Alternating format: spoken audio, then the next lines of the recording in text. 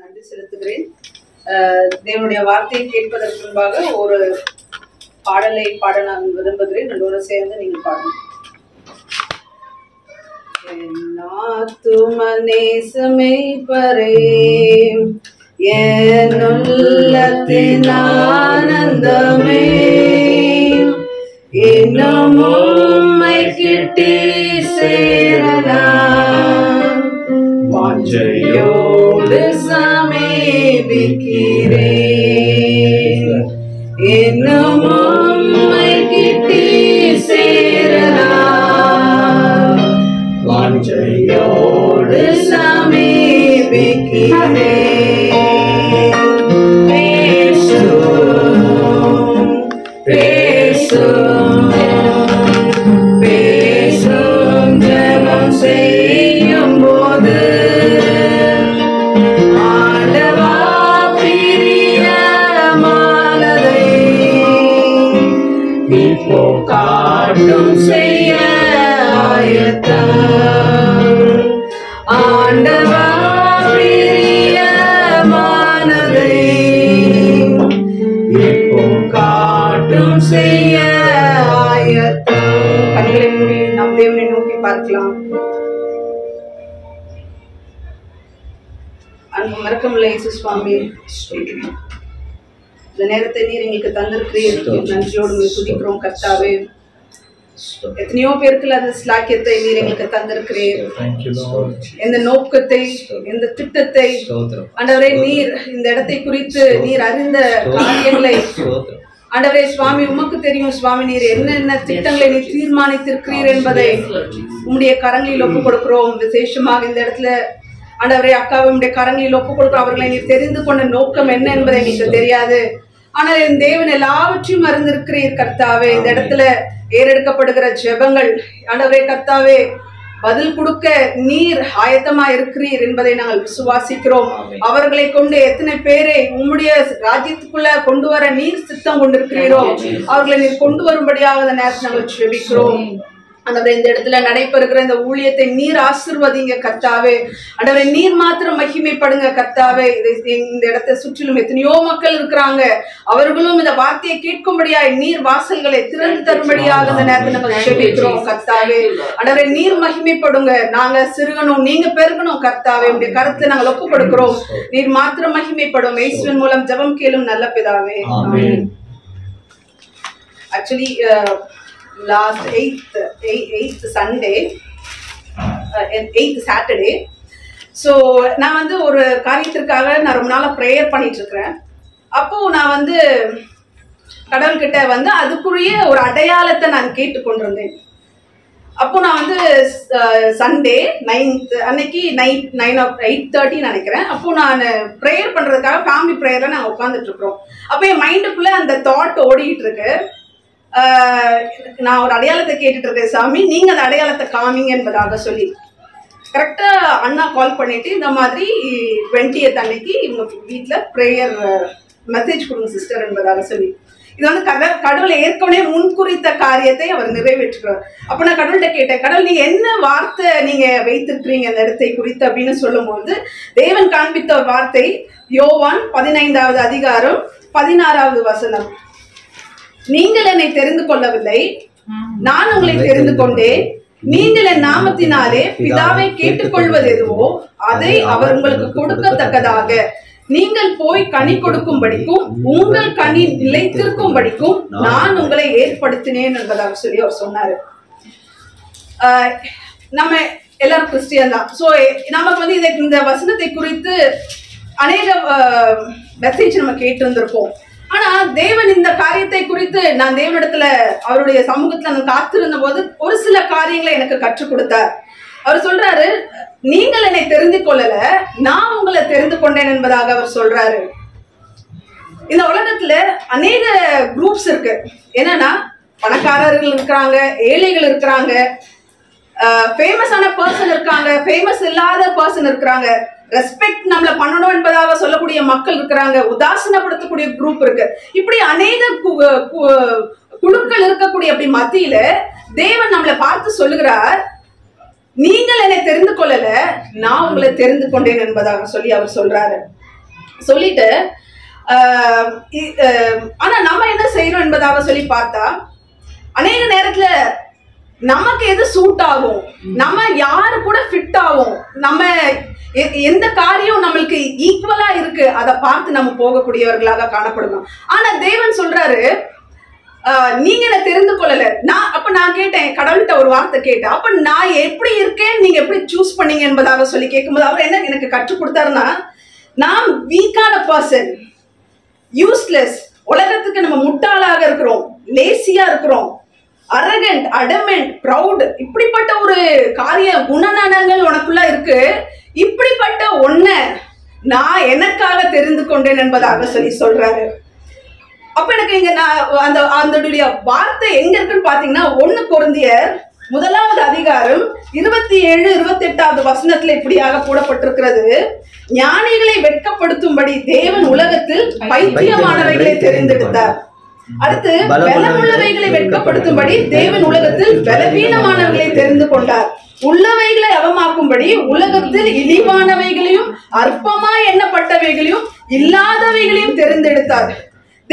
தேவன் தெரிந்து கொள்ளக்கூடிய காரியம் எப்படி இருக்குதுன்னு பாத்தீங்கன்னா, லீஸ்ட் டு த எண்ட், அதாவது இதுக்கப்புறம் இவங்க யூஸ் பண்ணப்பட முடியாத மக்கள், இழிவான மக்கள், இவங்க கிட்ட ஒன்றும் இல்லை, இவங்களை நம்ம திரும்பி பார்க்கணும்னு அவசியம் இல்லை அப்படின்னு சொல்லக்கூடிய மக்களை தேவன் தெரிந்தெடுத்து, எதுக்கு தெரிந்தெடுக்கிறார் என்பதை குறித்து நான் கடைசியாக நான் சொல்றேன். நம்மளை தெரிந்தெடுத்து அவருடைய ராஜ்யத்திற்கென்று நம்மளை இணைக்கும்படியா, அந்த பசில் பீஸ்ல, இந்த உலகத்துல இருக்கக்கூடிய அந்த பசில் பீஸ் தேவன் வைத்திருக்கிற திட்டத்துல நாம் பொருந்தும்படியாக தேவன் அந்த நம்மள ஒரு பசில் பீஸ் அந்த இடத்துல வைக்கிறார். ஆனா நாம என்ன பண்றோம்னா, அவசரப்பட்ட அநேக நேரத்துல நம்ம போய் ஏதாவது ஒரு இடத்துல நம்ம ஃபிட் ஆகுமா என்பதாக சொல்லி நம்ம ட்ரை பண்றோம். ஆனா தேவனுடைய திட்டம் அது கிடையாது. தேவனுடைய திட்டம், அவர் எப்போ நம்ம தெரிந்தெடுக்கிறாரோ நம்மளை அதுக்காக அதை வணைந்து நம்மளை உருவாக்கி அந்த இடத்துல கொண்டு போய் நம்மளை ஃபிட் பண்ணும் பொழுது தேவனுடைய, இப்ப நம்ம படித்தது போல அவருடைய ராஜ்யத்திற்கு என்ற ஆத்துமாக்களை சேகரிக்கக்கூடிய மக்களாக மாற்றுகிறார். சோ இதுல பார்த்தீங்க அப்படின்னா 5 காரியத்தை தேவன் எனக்கு கற்றுக் கொடுத்தார். முதலாவது, அவர் எப்போ தெரிந்து கொண்டார் என்பதாக சொல்லி பார்த்தீங்க அப்படின்னா, எபேசியர் 1வது அதிகாரம் 4வது வசனத்துல எப்படியாக சொல்லுகிறார், உலக தோற்றத்திற்கு முன்பாக நம்மை தெரிந்தெடுத்தார். யாருக்குள்ள தெரிந்தெடுத்தார் அப்படின்னு பாத்தீங்கன்னா, இயேசுக்குள்ளாக உன்னை நான் தெரிந்தெடுத்தேன் என்பதாக சொல்லி அவர் சொல்றாரு. இப்போ உலக தோற்றத்துக்கு முன்பாக என்பதாக சொல்லி நம்ம பார்க்கும் பொழுது, ஆதியாகமம் 1வது அதிகாரம் இப்படியாக ஆரம்பிக்கிறது. உலகம் வெறுமையாக, ஒழுங்கின்மையாக, அங்க எதுவுமே இல்லை, அங்க இருக்கக்கூடிய தன்மை அதுல இல்லாத ஒரு சூழ்நிலையில அது இருந்துச்சு. ஆனா அந்த காரியத்தை உருவாக்குவதற்கு முன்பாக தேவனுடைய திட்டத்துல, அவருடைய தீர்மானத்துல அங்க யார் இருந்தானா, இந்த பர்டிகுலர் டைம்ல, இந்த ஆண்டுல, இந்த நூற்றாண்டுல, இந்த ஒரு ஒழுங்கின்மையான ஒரு மனிதன், இந்த ஒழுங்கின்மையான ஒரு மனுஷி, இவர்களை கொண்டு நான் பெரிய காரியத்தை செய்வேன் என்பதாக உலக தோற்றத்திற்கு முன்பாக நம்மளை குறித்த ஒரு பிளான் அவர் வைத்திருக்கிறார். அந்த பிளான்ல அவர் என்ன சொல்றாருன்னா,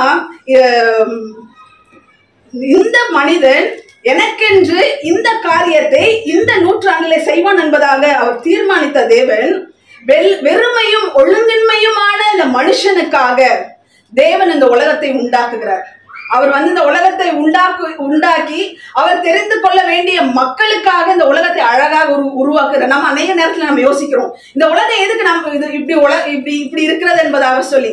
ஆனா தேவனுடைய திட்டம், அவர் உலகம் தோன்றுவதற்கு முன்பாக இந்த மக்களை தெரிந்தெடுக்கும்படியாக, உங்களையும் என்னையும் தெரிந்தெடுக்கும்படியாக, உலகத்துல பலவீனமான மக்கள், இழிவான மக்களை தெரிந்தெடுக்கும்படியாக, அவருடைய ராஜ்யத்திற்கென்று கனி கொடுக்கக்கூடியவர்களாக நம்ம மாற்றும்படியாக தேவன் இந்த உலகத்தை அழகாக படைக்கிறார்.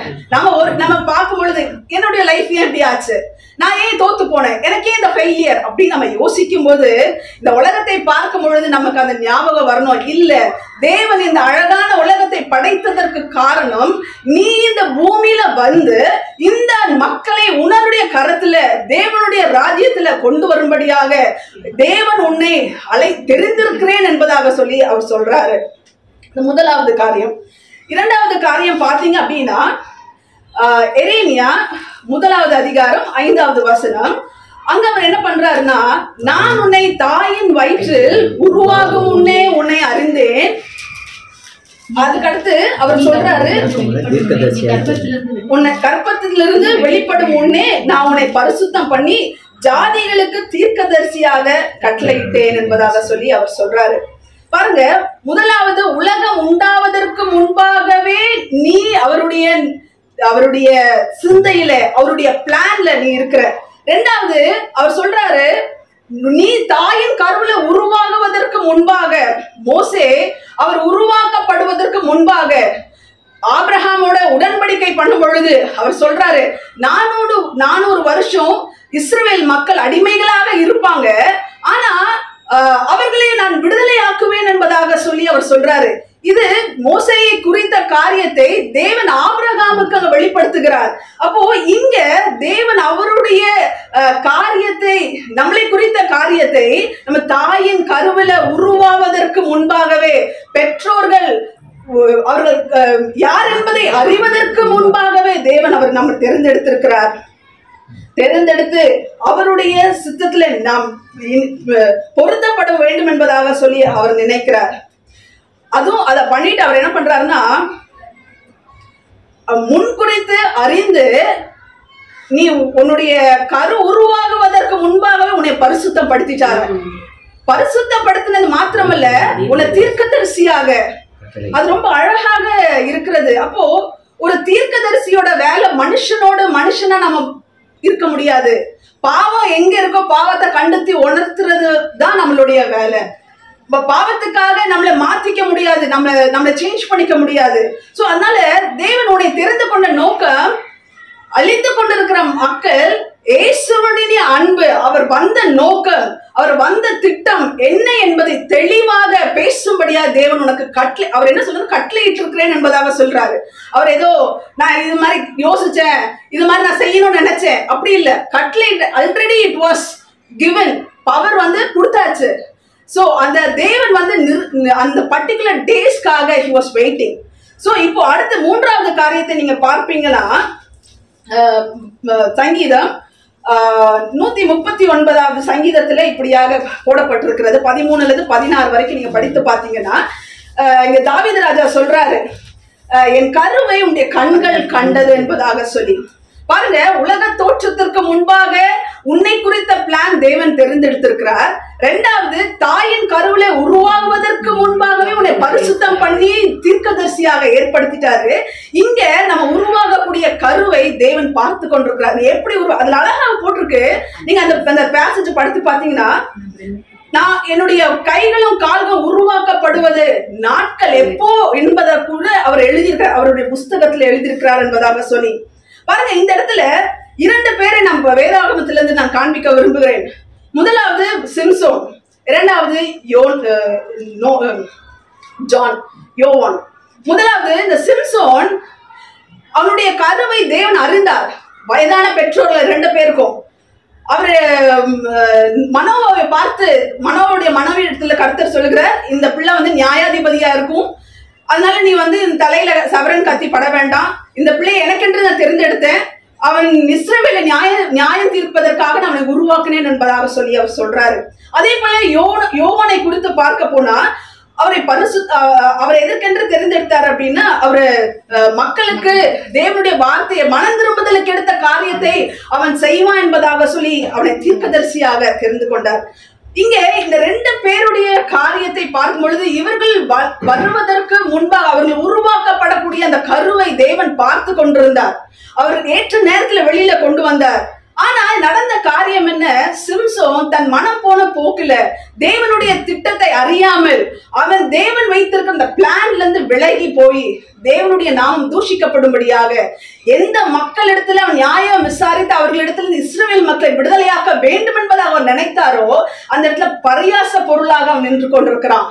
ஆனா யோவானை குறித்து பார்க்க போனா, அவர் தேவனுடைய திட்டத்தை செய்தார். தேவன் அவரிடத்துல கொடுக்கப்பட்ட வேலையை சரியாக செய்து முடித்து அவர் தேவனுக்காக மரித்தார் என்பதாக சொல்லி, இதுல நம்ம பார்க்கும் பொழுது தேவன் நம்மளும் உருவாக்கப்படும் பொழுது தேவன் முன்குறித்த அந்த பிளான்ல நம்ம இணைக்கப்படும்படியாக தேவன் அவர் நம்மளுக்கும் இப்படிப்பட்ட ஒரு காரியத்தை நம்ம முன்னாடி வைத்திருக்கிறார். நாம சிம்சோனை போலவா இல்ல ஜானை போலவா நாம் இருக்கிறோம், யோவானை போல நாம் இருக்கிறோம் என்பதாக சொல்லி நம்ம யோசிக்கலாம். இந்த காரியத்தை பார்க்கும் பொழுது நம்ம பிறந்து வளரக்கூடிய காரியம் நம்ம குடும்பத்துல எப்படி இருக்காங்களோ அது மாதிரி நம்ம வளர்ந்துட்டு போவோம். கிறிஸ்துவ குடும்பத்துல பிறந்தோம் அப்படின்னா அங்க கண்டிப்பா ஜெபம் இருக்கும், அங்க பாட்டு பாடுவாங்க, துதி எல்லாம் இருக்கும். ஆனா பிள்ளைங்கள் வந்து ஒரு சில நேரத்துல அவர் சிதறி போகக்கூடிய, வழி விலகி போகக்கூடிய பிள்ளைகளாக காணப்படுவாங்க. ஆனா எல்லாருமே வந்து கரெக்டான டைம்ல அவங்க மனம் திரும்பாம இயேசுவை என்கவுண்டர் பண்ணாம அவங்க ஃபாலோ பண்ண முடியாது, அவருடைய பிளான்ல இணைய முடியாது. அப்படிப்பட்ட வழி விலகி போகக்கூடிய பிள்ளைகளை தேவன் பார்த்து அவர் சொல்லக்கூடிய காரியம் எசேக்கியேல் 16வது அதிகாரம் 4-6 அந்த பேசேஜ் ஃபுல்லா நீங்க படிச்சு பாத்தீங்கன்னா அதுல ஒரு காரியத்தை அவங்க தேவன் சொல்றாரு. இந்த இடத்துல தங்கள் மனம் போன போக்குல ஓடிக்கொண்டிருக்கிற இந்த மக்களை பார்த்து தேவன் வந்து அவர்களை தெரிந்தெடுத்தார். அவர்களுக்காக அவர் வைத்திருக்கிற பிளான்ல அவங்க இணையப்பட வேண்டும் என்பதாக இஸ்ரேல் மக்களை குறித்து அவர் அங்க சொல்லுகிறார். அவர் அங்க சொல்லும் போது அவர் என்ன சொல்றாருன்னா, நான் உன் சின்ன வயசுல நீ பிறந்த பொழுது உன்னை நான் கடந்து போனேன். நீ எப்படி இருந்தனா உலக தோற்றத்திற்கு முன்பாக உனக்கு நான் பிளான் வச்சிருந்தேன். தாயின் கருவுல உருவாகும் முன்னாடியே உன்னை பரிசுத்தம் பண்ணி உன்னைய தீர்க்கதரிசியாக கட்டளையிட்டேன். தாயின் கருவுல நீ உருவாவதை நான் பார்த்து கொண்டிருந்தேன். ஆனா நீ எப்படி இருக்க என்பதாக சொல்லி அவர் சொல்லுகிறார். மிதிக்கப்படுவதற்கு ஏதுவாய் நீ உன் ரத்தத்திலே கிடந்தாய், உன் ரத்தத்திலே கிடக்கிறதை உன்னை பார்த்து பிழைத்திரு என்றேன். ஆம், ரத்தத்திலே கிடக்கிற உன்னை பார்த்து பிழைத்திரு என்றேன் என்பதாக சொல்லி அவர் சொல்றாரு. அப்போ எல்லா மனுஷனும் பெர்ஃபெக்டான மனுஷர்கள் கிடையாது. ஏதோ ஒரு இடத்துல நம்ம தவறி போகிறோம். ஆனா தேவன் அந்த இடத்துல நம்மளை விட்டுட்டு போகல. அந்த இடத்துல நீ இருக்கக்கூடிய நிலைமையில அவர் பார்த்து சொல்றாரு பிழைத்திரு என்பதாக சொல்லி, நீ அந்த இடத்துல இருந்து வெளியில வா என்பதாக சொல்லி சொல்றாரு. இந்த இடத்துலதான் அவர் செய்யக்கூடிய காரியம். ஏசாயா 43வது அதிகாரம் 1வது வசனமும் 45வது அதிகாரம் 3வது வசனம் இப்படியாக சொல்கிறது. உன்னை பெயர் சொல்லி அழைத்த இஸ்ரவேலின் தேவனாகிய கர்த்தர் நானே. நீ இருக்கக்கூடிய இடம் உன் ரத்தத்துல நீ இருந்துட்டு இருக்கிற, உன் பாவத்துல நீ இருந்துட்டு இருக்கிற, அல்லது எப்படி வெளியில வர்றது என்பதாக தெரியாம நீ நின்றுட்டு இருக்கிற. ஆனா உன்னை நான் குறித்த நோக்கம் என்னன்னா, அப்படிப்பட்ட மக்களை மீட்டெடுக்கும்படியாக உன்னை நான் தெரிந்தெடுத்திருக்கிறேன். அதனால நீ பிழைத்திரு, உன் பேரை சொல்லி நான் கூப்பிடுறேன் என்பதாக சொல்லி பாரு எவ்வளவு அழகாக அவர் சொல்றாரு. முன்னாடி உலகம் தோன்றுவதற்கு முன்பாக உன்னை குறித்த காரியம், தாயின் கருவுல உருவாகும் முன்னாடி உன்னை குறித்து அவருடைய சிந்தை, பரிசுத்தம் பண்ணினார், தீர்க்கதரிசியாக கட்டளையிட்டார். கரு உருவாவதை அவர் பார்த்து கொண்டிருந்தார். இந்த இடத்துல பெயர் சொல்லி இப்பதான் என்கவுண்டர் பண்றாரு ஜீசஸ். யாக்கோபு அவன் யோசிச்சான். யாக்கோபுடைய லைஃப் நம்ம படிக்கும்போது ரொம்ப இன்ட்ரெஸ்டிங்கான காரியம். அவன் நினைச்சதை அவன் சாதிச்சுட்டு இருந்தான். அவன் தகப்பனிடத்துல பொய் சொல்லி அந்த ஆசீர்வாதத்தை வாங்கணும்னு நினைச்சான், வாங்கிட்டான். அதே மாதிரி அவங்க மாமா வீட்டுக்கு போனான். அங்கேயும் போயிட்டு அவன் செய்யக்கூடிய காரியங்கள் ரொம்ப த்ரில்லிங்கா, அதை நான் படிக்கும் போது ரொம்ப த்ரில்லிங்கா இருந்துச்சு. அவங்க மாமா சொல்றாரு, இந்த ஆடுகள்லாம் எனக்கு வேணும், இந்த ஆடெல்லாம் நீ வச்சுக்கோ. அது பலவீனமா இருக்கும். ஆனா பாத்தீங்கன்னா கடைசியில் அந்த இடத்துல நிறைய ப்ரொடக்ஷன் ஜாஸ்தி ஆகுது. ஸோ அவன் ரொம்ப டேலண்டட் பர்சன். ஸோ நம்மளும் அப்படியாக உலகத்திற்கு டேலண்டடா இருக்கலாம். பட் தேவன் அந்த இடத்துலதான் அங்க யாக்கோபை சந்திக்கிறார். யாக்கோபை சந்தித்து அவர் சொல்றாரு, அவனுடைய அண்ணா வராத கேள்விப்பட்டு அந்த யாபேக்கு என்ற நதி பக்கத்துல அவன் நின்றுட்டு தேவனோட போராடிட்டு இருக்கிறான். போராடிட்டு இருக்கும் போது அவர் கேட்கிறாரு, உன் பேர் என்ன? அவருக்கு அவன் பேர் தெரியும். பட் ஸ்டில் அவன் வாயில இருந்து என்ன பேர் வருது? அப்ப அவன் ஒத்துட்டான். இப்போ நம்மளும் தேவனோட என்கவுண்டர் பண்ணப்படுற வரைக்கும் நம்ம எப்படி இருந்தாலும், எவ்வளோ நல்ல காரியங்கள் நம்ம செய்து கொண்டிருந்தாலும், டேலண்டடா நம்மளுடைய காரியங்களை மாற்றி அமைத்து கொண்டிருந்தாலும், நம்ம கம்ஃபர்டபுளா இருக்கிற மாதிரி இருந்தாலும், ஆனா அதுல ஃப்ரூட்ஃபுல்லான காரியத்தை நம்மளால பார்க்க முடியாது. ஆனா தேவன் இங்க யாக்கோபோடு பேசின பொழுது அவனோட பேரை மாற்றி அமைத்து கடைசியாக அவர் சொல்றாரு. ஐசாயா 43 43வது அதிகாரம் 1வது வசனத்தினுடைய கடைசி பகுதி, எசேக்கியேல் 16வது அதிகாரம் 8வது வசனத்தினுடைய கடைசி பகுதியை சொல்றாரு, நீ என்னுடையவள், நீ என்னுடையவள் என்பதாக சொல்லி அவர் சொல்றாரு. பாருங்க, ஒரு மனுஷனை குறித்த திட்டம் அதை எப்படி எங்க ஆரம்பிச்சு இன்னைக்கு நம்மளை கொண்டு வந்து இங்க நிறுத்தி உன்னையும் என்னையும் பார்த்து, நீ எனக்கு சொந்தம், நீ வேற யாருக்கும் சொந்தம் கிடையாது, நீ யாரும் உன்னைய வந்து என்கிட்ட இருந்து தட்டி பறிச்சு கொண்டு போக முடியாது, நீ எனக்கு மட்டும்தான், நான் உன்னை எதுக்கு திரும்ப தெரிஞ்சுக்கொண்டேன் என்பதாக சொல்லி சொல்றாரு. நம்ம படிச்ச அந்த முதலாவது அந்த பகுதியில யோவான் 15:16 வசனம் சொல்லுது, என் நாமத்தினாலே பிதாவிடத்துல நீங்க என்ன கேட்டுக்கொண்டாலும் எதற்காக நீ செபிக்கிறியோ அதை நான் உனக்கு கொடுப்பேன். அதுவும் எப்படின்னா, கனி கொடுக்கும்படி, உங்கள் கனி நிலைத்திருக்கும்படி நான் உன்னை ஏற்படுத்தினேன். நீ நினைச்ச, நீ எந்தெந்த ஆத்துமாக்காக, எப்படிப்பட்ட மக்களுக்காக நீ செபிக்கிறியோ, நீ என்ன முயற்சி தேவனுடைய ராஜ்யத்திற்கு என்று நீ எடுக்கிறியோ அவைகள் நிலைத்து நிற்கும் என்பதாக சொல்லி அவர் வாக்குத்தத்தம் பண்ணுகிறார். இந்த தேவன் எவ்வளவு உண்மை உள்ளவராக இருக்கிறாரு. நாம் செய்ய வேண்டிய காரியம், தேவனுடைய கரத்துல நாம் முழுமையாக நம்மளை அர்ப்பணித்து, அவர் எந்தெந்த இடத்துல நம்மளுடைய லைஃப், நம்மளுடைய தேவனுடைய பசல் பீஸ்ல நம்ம ஃபிட் ஆகாம எங்கெங்க நம்மளுடைய குறைகள் இருக்கிற என்பதாக நாம் தேவனை நோக்கி பார்த்து அவரிடத்துல ஒப்பு கொடுக்கும் பொழுது இந்த சொன்னப்பட்ட இந்த வாக்கு தத்தங்களை தேவன் நம்மளுடைய வாழ்க்கையில பார்க்கும்படியாக தேவன் உதவி செய்வார். ஃபைனலா ஒரே ஒரு குட்டி கோரஸ், நாம் தேவனுடைய கரத்துல நம்மளை ஒப்பு கொடுப்போம். இயேசுவுக்கே ஒப்புவித்தேன், முற்றுமாற் கொண்டாருளும், நானும் சொந்தம் நீ என் சொந்தம், சாட்சியாம் தேவாவியும்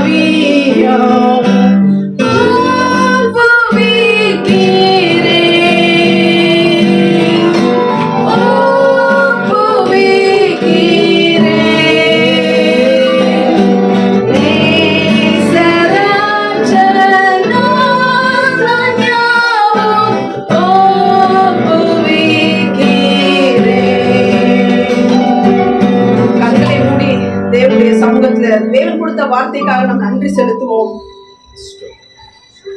தேவன் செய்த அநேக காரியங்களுக்காக இம்மட்டும் நம்மோடு இருந்து வழி நடத்தின கிருபைகளுக்காக நன்றி செலுத்துவோம்.